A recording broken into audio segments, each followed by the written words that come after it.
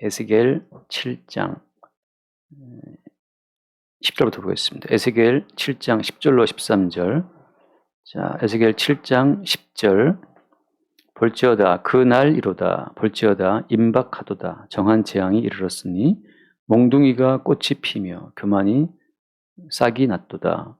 포악이 일어나서 죄악의 몽둥이가 되었은즉 그들도 그 무리도 그 재물도 하나도 남지 아니하여 그 중에 아름다운 것도 없어지리로다.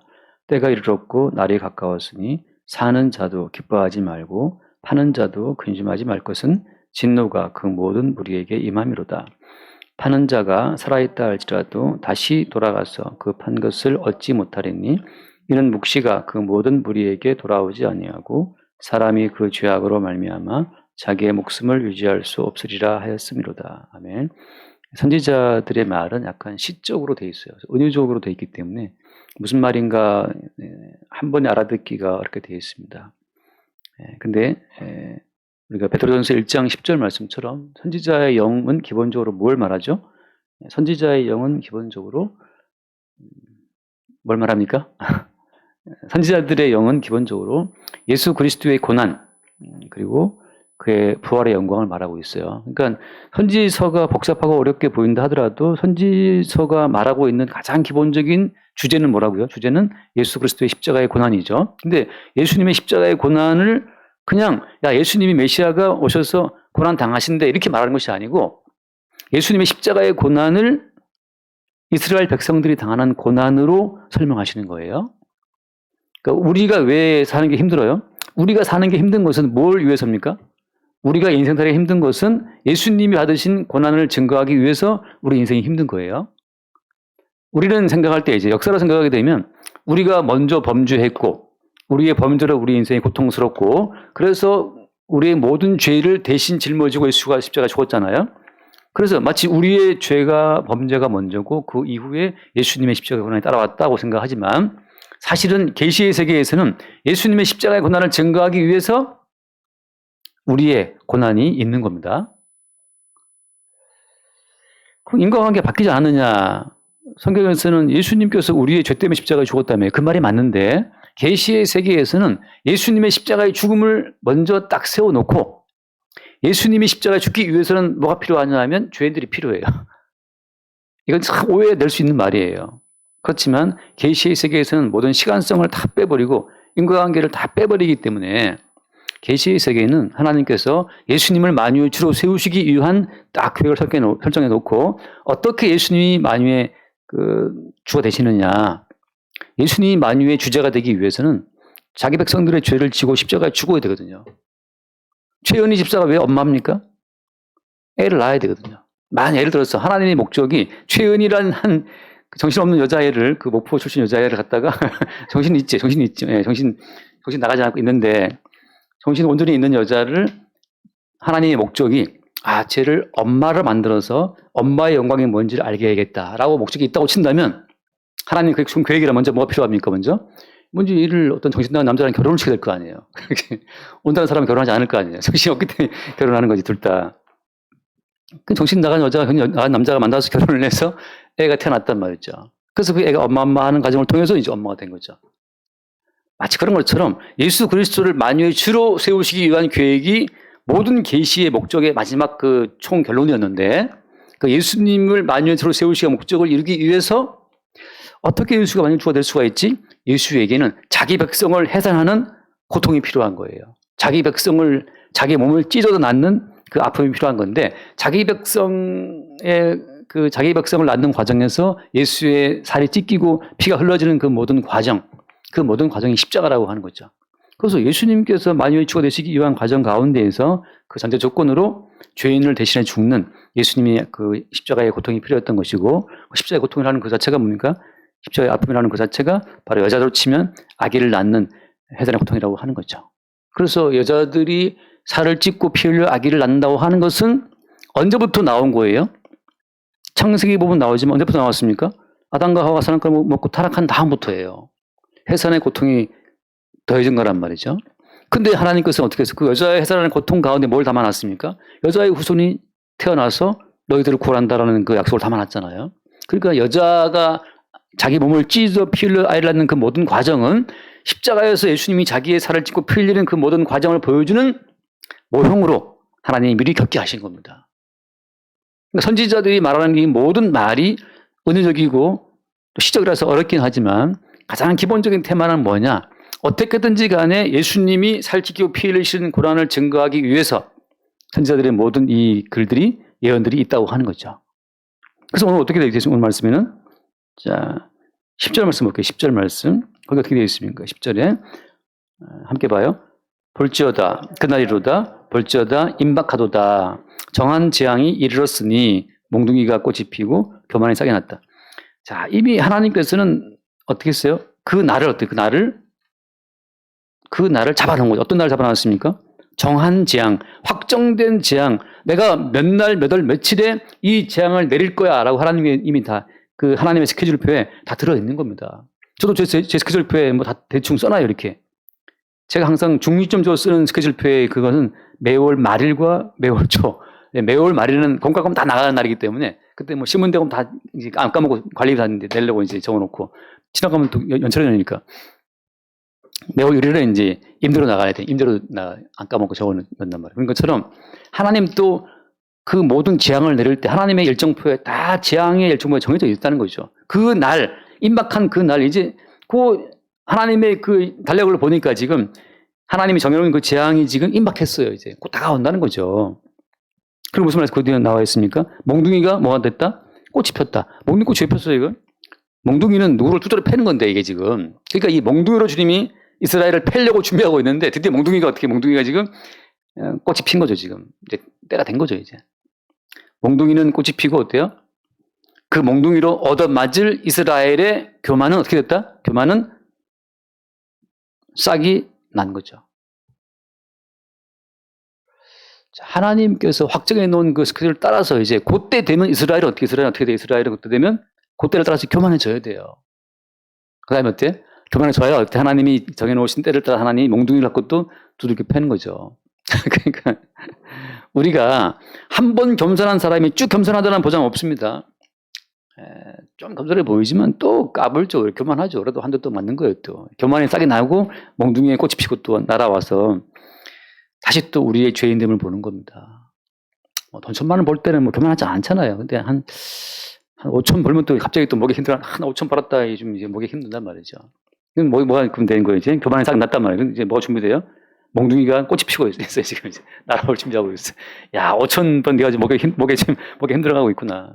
이게 왜 문제입니까? 아니 5천 보고 1억 벌면 그게 무슨 왜 문제가 돼요? 5천이든 1억이든 그 자체는 다 누구 때문에 주어진 겁니까 이게? 다 은혜로 주어진 건데 사람들은 처음에는 주님 은혜로 내가 5천 1억 벌었습니다라고 생각하는데 잠시 후에 은혜로 주어진 결실을 자기 이름으로 그걸 딱 소유를 해요. 자기 이름으로 딱 패를 붙이고 이건 내 거야 라고 갖고 있다는 거죠. 그게 교만이 싹 난 겁니다. 옛날에 저희 시골 살 때 저희 아버지가 처음 집을 샀어요. 시골에. 집을 사가지고 아버지가 너무너무 좋아가지고 그 하얀 돌을 갖다가 그걸 그냥 밤새 갈아가지고 거기다가 이름을 새겼어. 정호영 딱 새겨가지고 거기다 뭘 새긴지 아무튼 까만색을 넣어서 이름을 딱 해서 딱 앞에 나가더니 집 앞에 딱 붙여놓은 거예요. 그래서 이거 붙여놨냐 봤더니 아버지가 웃으면서 이게 내 집이다 말이야. 내 집이다. 하나님의 은혜로 주신 집인데 거기다가 자기 이름을 딱 붙여놓고 내 집이라는 거지. 하나님이 1억을 줬는데 이게 은혜를 줬다고 처음에 생각했지만 그 뒤에 어때요? 자기 이름으로 딱 문패를 걸고 내 거라는 거지 이게. 그게 바로 뭐예요? 그게 교만이 싹이 나는 거예요. 모든 사물에 모든 만물에 자기 이름을 갖다 붙이는 거지. 자기의 영광과 그리고 자기의 가치와 의미를 구현하는 거예요. 아들을 낳아도 내 아들, 딸을 낳아도 내 딸, 집 사도 내 집이고 돈 벌어도 내 돈이고. 이스라엘은 원체부터 어떻습니까? 이스라엘은 애굽에 나올 때부터 이스라엘 능력으로 나올 수 없었거든요. 원래는 다 거지들이에요. 이스라엘은 남의 민족에 붙어있던 민족이고 아무도 없는 민족을 주님이 이끌어내서 광야를 지나게 해서 광야를 지나면서 40년 동안 하나님의 은혜로만 살아왔잖아요. 가나안 땅에 들어와서 동사에서 좀 돈이 좀 벌리니까 내 거라고 생각하는 거죠. 그렇게 해서 주님이 또 그들을 이제 몽둥이로 치는 겁니다. 그 다음 말씀에 11절 말씀, 11절에 포악이 일어나서 죄악의 몽둥이가 되었은즉 그들 가운데 이게 자기의 이름으로 자기의 가치를 챙기는 그때부터 마음속에 포악함이 생겨요. 포악이라는 것은 내 거니까 이제. 내 것을 건드리는 자들에게 여지없이 이제 어떤 그 포악이 벌어지는 거죠. 그것이 뭘 불렀어요? 죄악의 몽둥이. 몽둥이 찜질을 부르는 어떤 죄악이 됐다고 하는 거죠. 그래서 이제 그들도, 그분도 그 재물도 다 어떻게 했다? 남지 않았다. 없었다는 거죠. 없었다. 그러면서 12절, 때가 이르렀고 날이 가까웠으니 사는 자도 기뻐하지 말고 파는 자도 근심하지 말아라. 뭘 샀다고 기뻐하지 말고 뭘 팔았다 근심하지 말아라. 왜? 진노가 그 모든 무리에게 임한다. 결국은 뭐냐 하면 물건을 매매하고 뭐 사고 팔고 장가가고 시가고 살았는데 그 장가가고 시집가는 것도 기뻐하지 말아라. 뭘 샀다, 뭘 집을 샀다 말이죠. 집 팔았다. 그것 때문에 뭐 근심하거나 기뻐하지 말라는 거죠. 하필 내가 팔았는데 판 이후에 집값이 또 막 올라간단 말이죠. 근심하지 말라는 거예요. 내가 샀어. 한 대도 채우지 막 또 떨어져 또. 근심하지 말라. 사고 파는 것 때문에 기뻐하지 마. 근심하지 마. 왜냐? 왜 그랬습니까? 이건 뭐예요? 진노가 그 모든 무리에게 임한다. 다음 달에 이제 나라가 망하는데, 다음 달에 내가 죽는데, 다음 달에 네가 지금 암에 걸려서 지금 병원에 입원되는데 그것에 주는 기쁨이, 그 근심이 무슨 의미가 있단 말이죠. 그러니까 잠시 우리가 돈을 벌고 잃고 하는 그거 자체가 아무 의미가 없다는 사실을 말씀해 주고 있어요. 어디 앞에서? 하나님의 정한 재앙 앞에서. 하나님이 싹 다 쓸어버리겠다는 거죠. 진노가 그 모든 무리에게 임한다. 그러니까 돈 벌었다고 좋아하는 사람들 있지 않습니까? TV에 나온 그런 사람들. 다음 달이면 1년 뒤에 무슨 암 걸려 죽었다 죽을 수도 있어요. 제가 신대원 처음 들어가서 그 헬라어 원문을 읽고 막 강의하신 교수님이 있었어요. 참 멋있게 보이더라고. 근데 어느 날 제가 신문을 보니까 무슨 암에 걸려가지고 빼짝 말라가지고 진짜 그 둥퉁하신 분이었는데 그러고 나서 그 얼마 몇 달에 죽었어요. 그렇게 애들을 다 유학 보내고 기러기 아빠가 혼자 살았어요. 그 많은 돈을 그 월급 받아가지고 말이지 연구하면서 살았는데 결국은 그 뭡니까? 교수가 되었다고 기뻐하지 말고 내 아이들을 내가 유학 보냈다고 기뻐하지도 말고 네가 지금 다음 달 죽는데 무슨 의미가 있냐 말이죠. 하나님께서는 우리를 항상 그 진노의 자리에 세운다고 하는 거죠. 그 이제 뒤에 마저 보고 결론을 말하겠어요. 13절. 파는 자가 살아있다 할지라도 다시 돌아가서 그 판 것을 얻지 못하리니 뭐라고 하겠습니까? 그 다음에 이는 묵시가 그 모든 무리에게 돌아오지 아니하고 한 번 주께서 예언하고 선언하신 계시의 말씀은 그대로 시행되는 거예요. 근데 이미 처음으로 주어진 말씀은 뭐였습니까? 선악과를 먹으면 정령 죽으리라. 그러니까 정령 죽으리라는 그 모든 말씀은 헛되이 돌아오지 않고 모두를 다 죽이는 거예요. 모두를 싹 다 죽인다는 사실. 근데 그 죽음의 때는 아무도 모르죠. 우리는 몰라요. 주님의 정한 재앙이기 때문에 주님의 시간표엔 들어있지만 우리는 알 수가 없어요. 주님께서 오직 우리에게 뭘 기도하게 했습니까? 일용할 양식을 위해 기도하게 했잖아요. 그 말은 무슨 말이에요? 내일 살아있다 장담하지 말라는 거죠. 오늘 치만 너희 필요하다. 왜? 내일은 네 것이 아니. 내일 내가 만약에 데려간다면 너의 모든 소유가 어떻게 되겠습니까? 하나님이 우리에게 주신 시간은 오늘 하루예요. 그러니까 내일, 뭐 다음 달, 뭐 큰 걱정할 것이 없는 것이, 물론 취미 삼아 걱정할 수는 있지만 오늘 그 한날 근심은 뭐라고 했어요? 그날에 족하다는 말씀처럼 최초로 주님이 주신 그 어떤 묵시, 그 모든 계시는 뭐냐? 묵시는 정령 죽으라. 우리는 죽는 거죠, 반드시. 죽는 겁니다. 다만 우리에게 주어진 날은 그 하루. 사람이 그 죄악으로 말미암아 자기의 목숨을 유지할 수 없으리라 하였음이로다. 자, 여기까지 이 말씀 보면 이제 무슨 말씀 아시겠죠, 그죠? 이 모든 말씀은 이스라엘 백성들을 정한 재앙으로 말미암아 죽음의 자리에 세우시는 겁니다. 근데 이렇게 죽음의 자리에 세우시는 그 이유는 뭐 때문이라고요? 아까 제가 처음 드린 말씀처럼 선지자들의 모든 내부에는 뭐가 들어있어요? 예수의 영이 들어있는데, 그리스도의 영. 그리스도의 영은 뭘 증거한다? 그리스도의 영은 그리스도의 고난받으심과 죽으심과 그의 부활이 들어있다는 거예요. 그리스도 예수의 십자가의 고난을 증거하기 위해서 오늘 우리의 삶 가운데 주께서 많은 환경과 상황을 주시는 겁니다.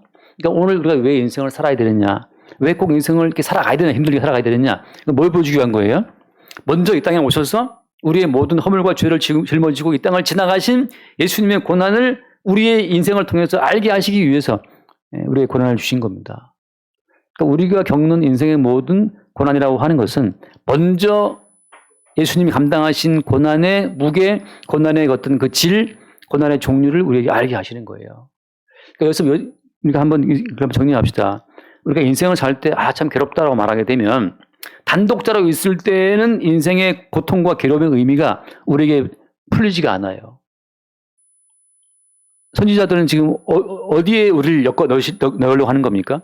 예수님의 고난에 우리를 엮어 넣으려고 하는 거예요. 그러니까 개별적으로 왜 이렇게 인생은 힘든 것인가를 찾지 마세요. 그건 착사들이 고민하는 건데, 인간들이 아무리 자기의 고난의 의미를 탐구하고 석가모니가 보리수 아래에서 아무리 탐구한다 하더라도 그건 다 사실은 헛소리입니다.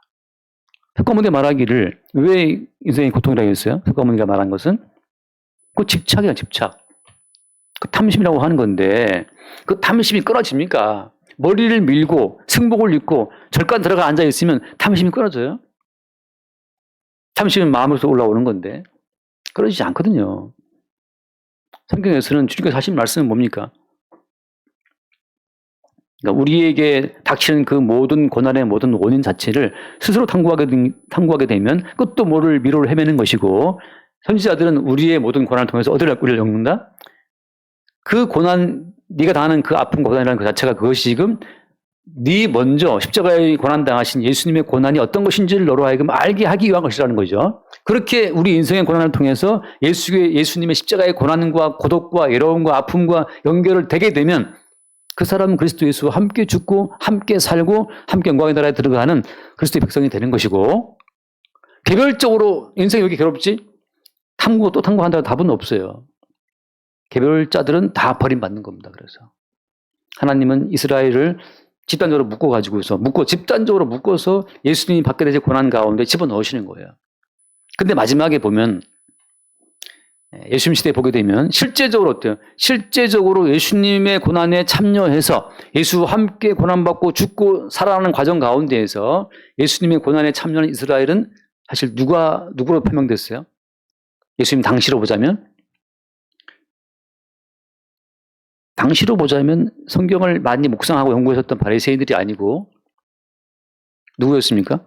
세리와 창기와 강도들, 죄인들이었어요. 그 죄인들이 오히려 인생살이의 고통을 통해서 얼마나 세리가 괴로웠겠어요. 타인들로부터 매국노라는 편을 받았기 때문에.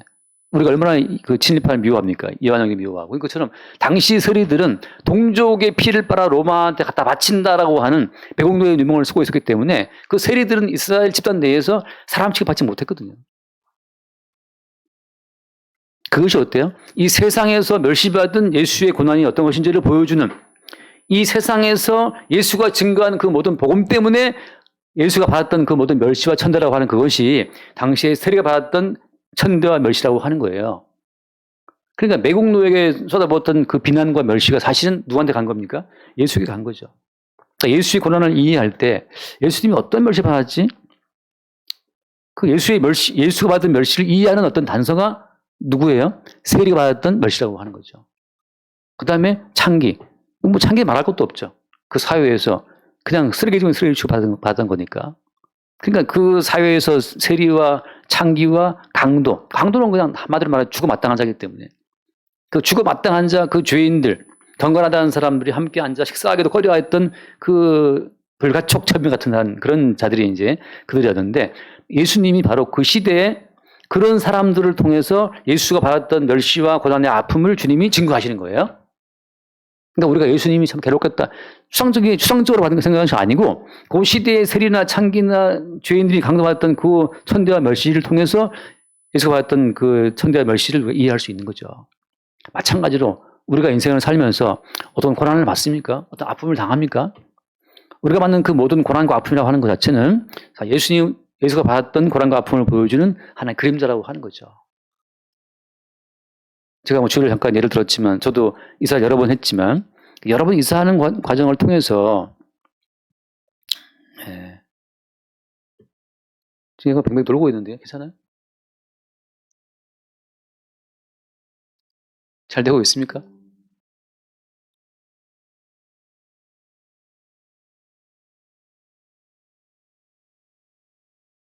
문제 없나요?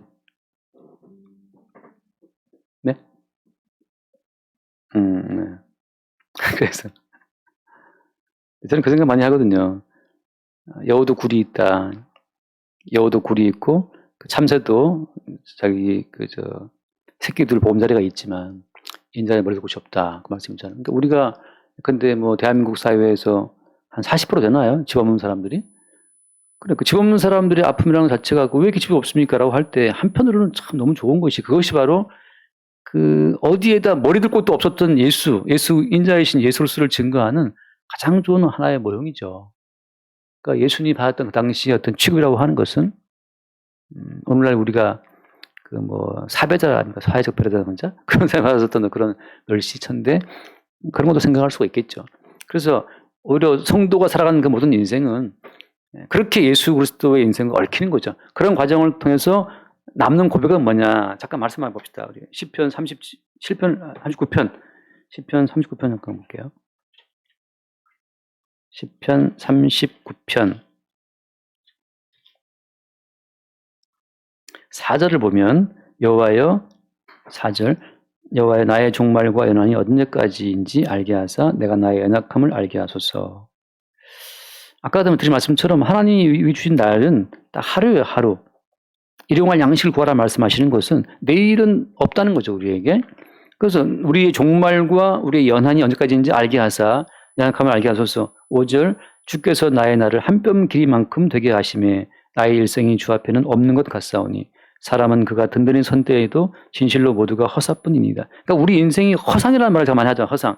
허구란 말을 하는데 우리 인생이 허상이라는 사실을 좀 알게 해달라고 지금 시편 기자가 다윗이 지금 고백하고 있는 거예요. 우리 인생은 허상입니다. 우리 인생의 날은 한 뼘 길이만큼은 안 된다는 거죠. 우리 일생이 주 앞에는 없는 것 같다. 그러면서 6절 진실로 각 사람은 그림자같이 다니며 헛된 일로 서론하며 재물을 쌓으나 누가 들는지 알지 못하나이다. 재물을 내가 벌었다고 생각하지만 다 그거 어디 갔습니까? 누구 가져갑니까? 이게 참 웃긴 거죠. 재물을 많이 거뒀하더라도 쌓았지만 누가 가져갈는지는 아무도 몰라요. 7절 제가 이제 7절 결론입니다. 주여 이제 내가 무엇을 바라리요? 나의 소망은 주께 있나이다. 자, 세리와 창기와 강도든 뭐든 마찬가지예요. 주께서 의도하시는 것은 주님만 바라보이는 것. 주여 이제 내가 무엇을 나의 소망은 주께 있나이다. 주님께만 소망이 있는 그 상태로 주께서 우리를 인도하신다고 하는 거죠. 이게 여러분 구분하셔야 돼요.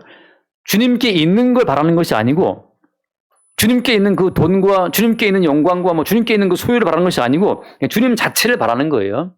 그런데 그 주님은 어떤 분이었습니까? 참새도 뭐 보험조례가 있는데 그 주님께서는 자기 머리 들 곳도 없는 상태로 이 생을 지나갔다는 거죠. 그러면 우리도 마찬가지죠. 머리 들 곳이 없는 우리의 어떤 신세를 통해서 머리 들 곳이 없는 상태로 이 땅을 지나가신 예수 그리스도의 아픔과 고난이 어떤 것인지를 우리로 하여금 알게 하시는 것이고 그렇게 우리의 인생을 통해서 그렇게 인생을 지나가신 예수를 증거하게 하시는 거예요. 말로만 예수님께서는 이 땅을 지나갈 때 참 가난했어. 그게 아니고 실제 네가 예수님처럼 가난한 상황에 들어가도록 주께서 역사하신다고 하는 거죠.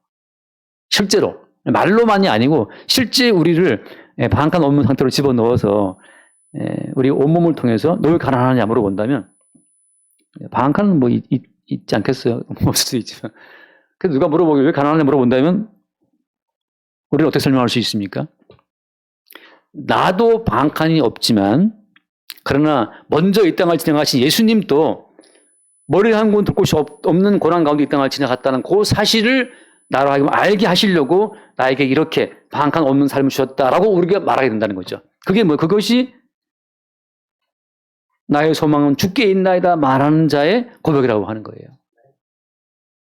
이게 아멘이 막 나온다는 게 신기한 게 아니는데 이게 예수 믿어서 방 3칸, 4칸을 막 간구한다. 이건 지금 예수께 있는 걸 바라는 거예요. 예수께 있는 걸 노리고 지금 부르는 거잖아요.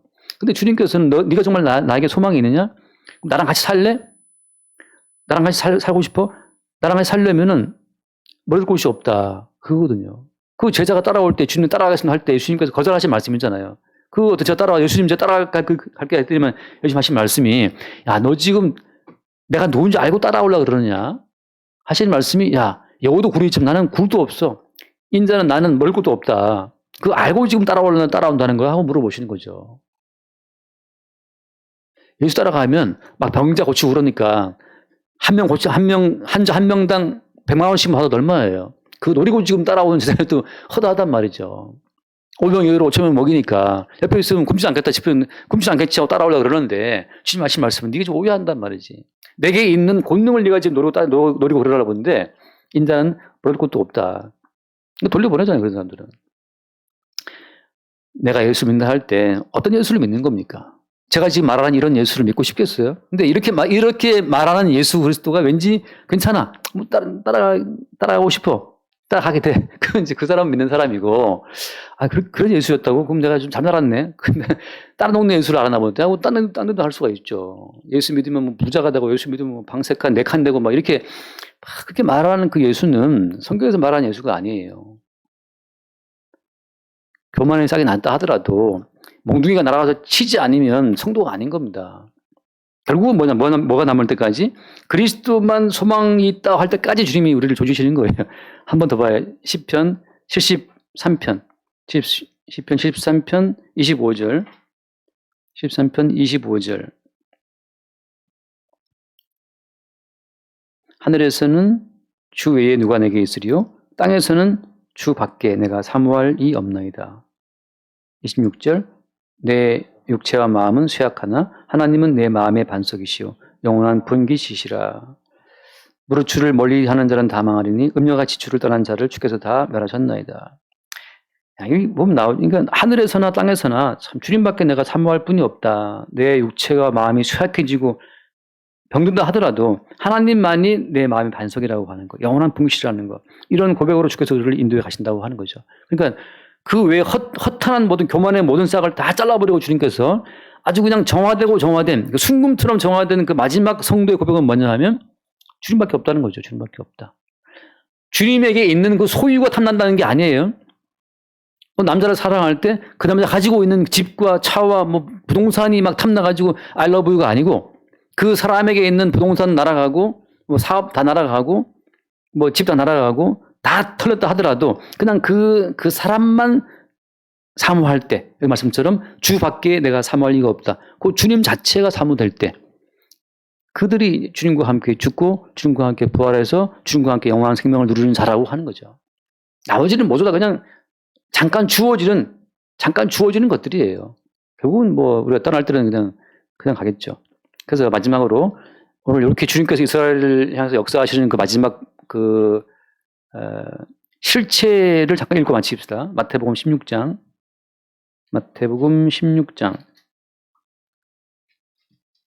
24절 말씀입니다. 16장 24절 말씀 보면 24절에 이에 예수께서 제자들에게 이르시되 누구든지 나를 따라오려거든 자기를 부인하고 자기 십자가를 지고 나를 따를 것이니라.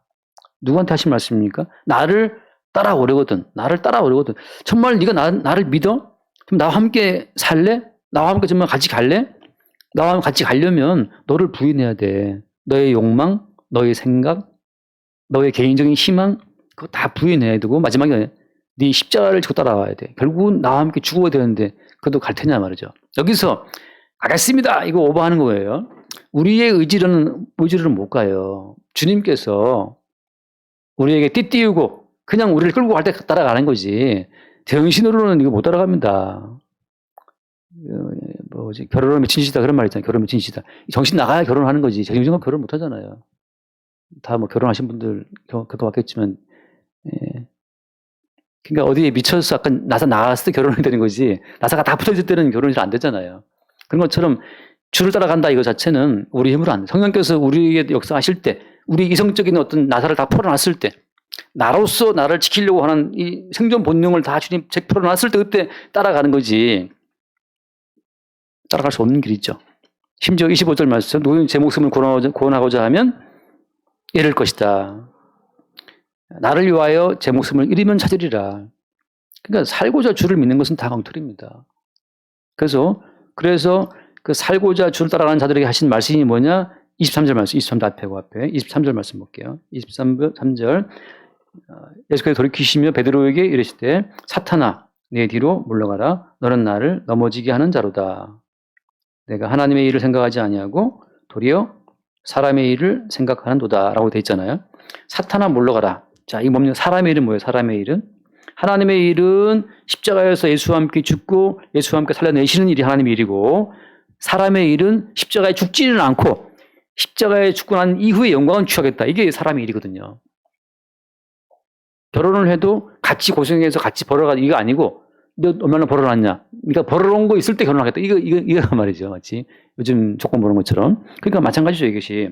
베드로가 생각하는 것은 사람의 일, 죽음은 좀 피하고 고생은 좀 피하고 영광에는 참여하겠다. 이것이 베드로의 생각인데 지금 뭐라 말씀? 사탄은 물러가라. 그게 마귀의 생각이라고 하는 거죠.